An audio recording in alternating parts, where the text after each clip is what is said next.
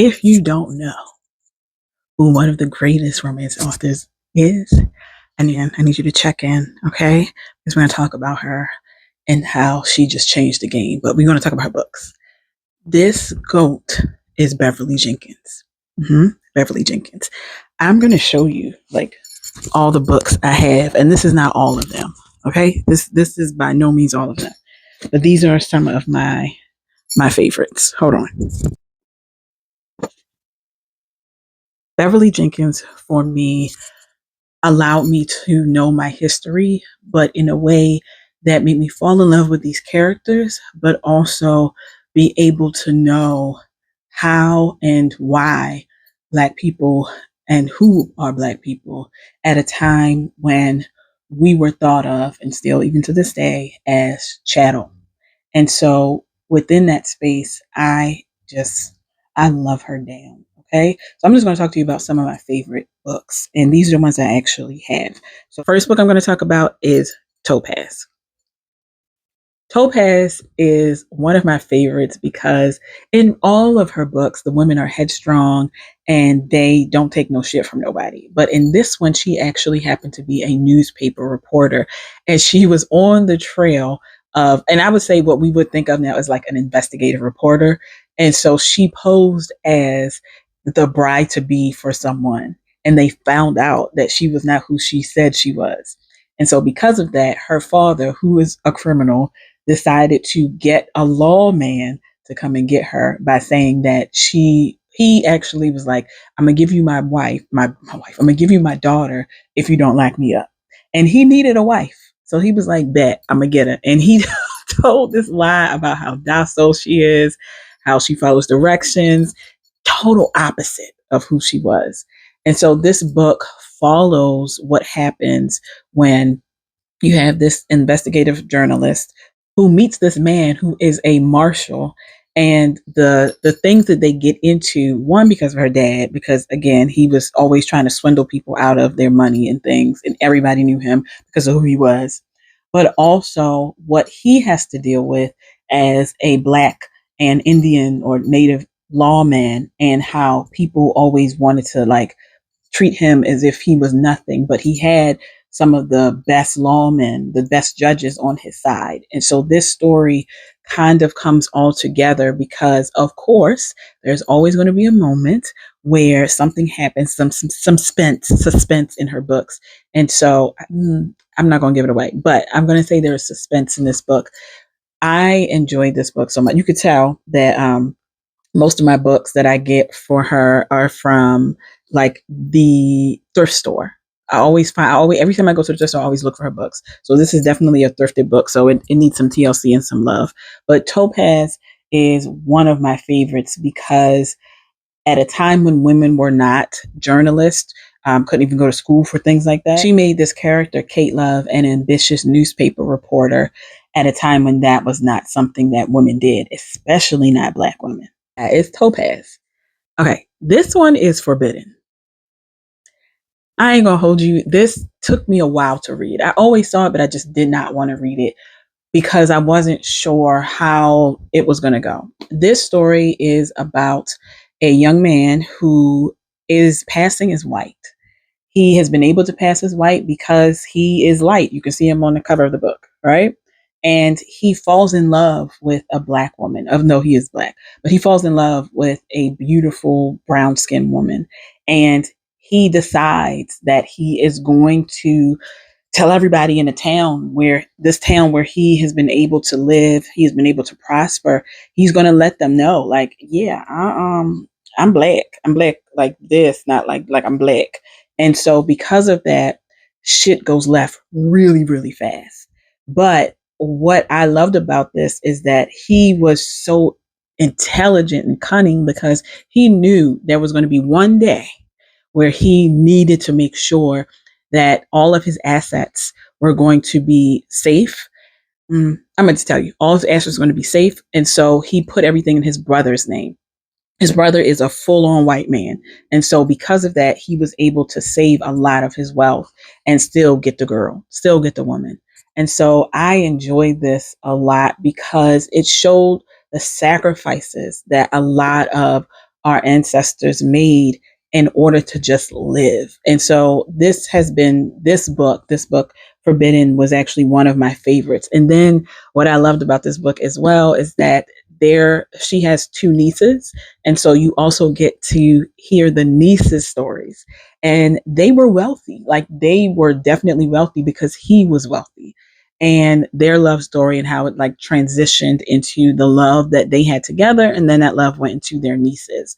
So Forbidden, yes. This, hands down, is one of my favorites. Okay. It's one of my favorites because I love this character so friggin' much. Okay. This is a book. It is so good because this is about Teresa July. So Teresa July is the youngest of a group of outlaws. She has all brothers and they all have their own books, but she was the one that would not give up their gunslinging ways. And because of that, she got caught. And when she got caught, she went to a woman's prison. And so when she got out of that woman's prison, she went to a home where there's an elderly lady who would take in almost like a halfway house type of situation. And so, because of that, her son, who is a well to do man, was not having it at all because he's like, what do you mean you brought this woman in here after you've already had your shit stolen from someone else that you took in? And now you have someone else? Like, what are we doing? What are we doing?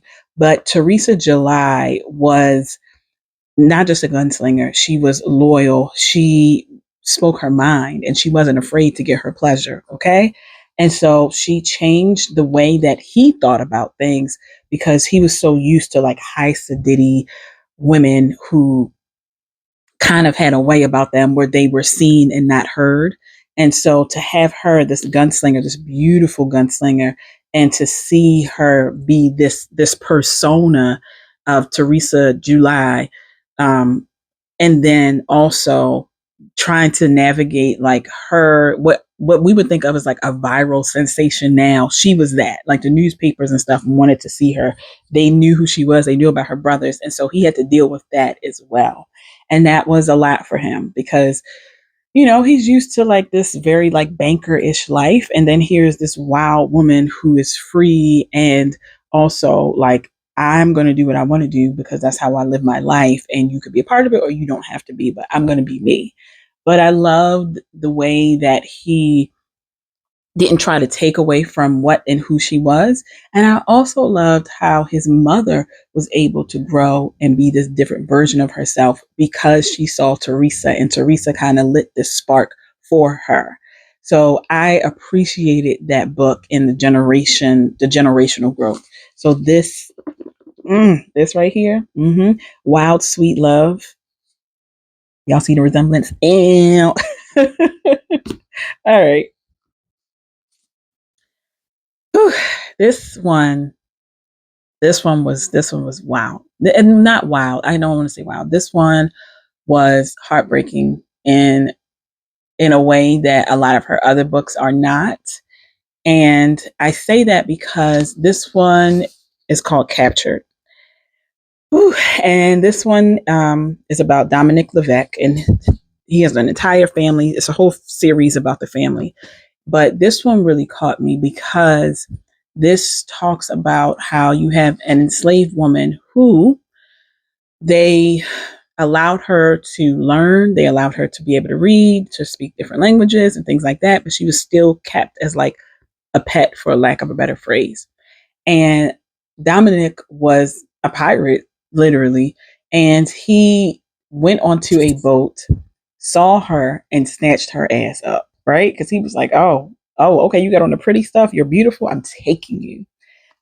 He, of course, allowed her to, keep her wits about her and stuff like that, but he took her to an island and gave her this life, this freedom that she never thought was possible at all.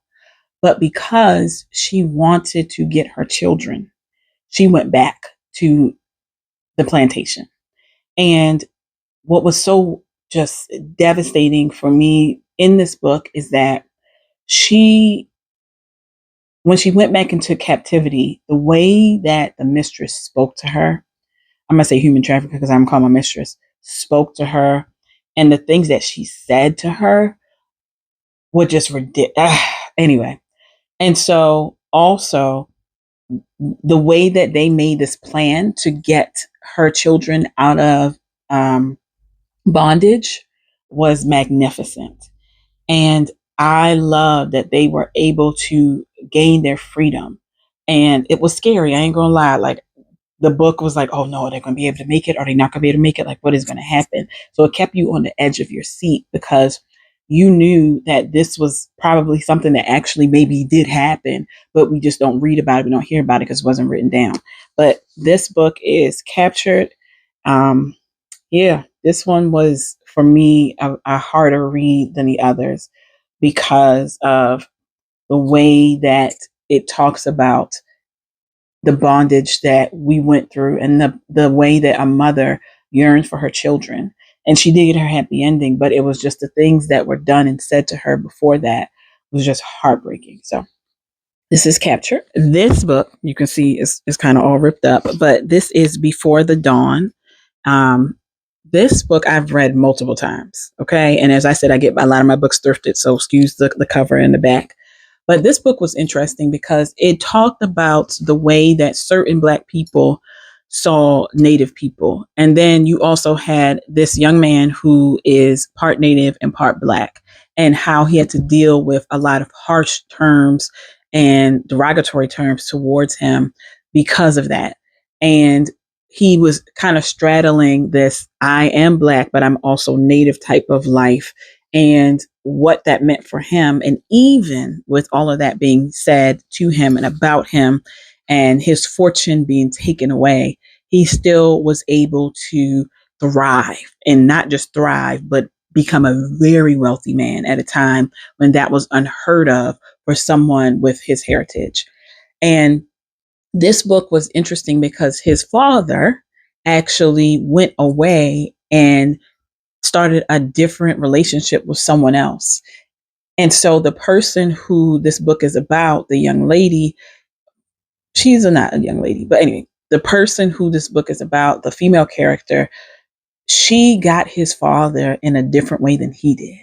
And so she loved him as a father, even though he was not her father. And so when she comes to listen to the reading of the will to tell him that his father had passed on, he automatically assumes that she is his father's whore, pretty much wife and whore, and so that leads to a lot of misunderstandings. That leads to him treating her in a very poor way.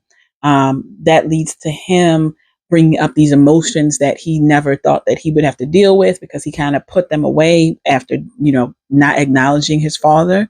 And so she brings up all of these things that he has to deal with, and he's trying to understand like how to navigate this space.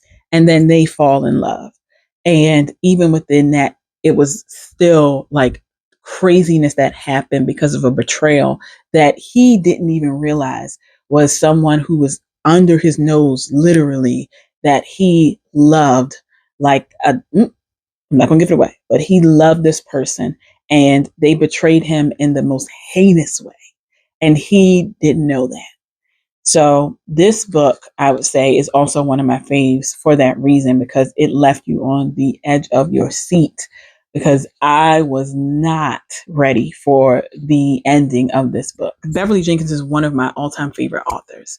One, because I love history, and two, because she allows us to have a different way of seeing our enslaved ancestors. And I know it's fiction. I get it.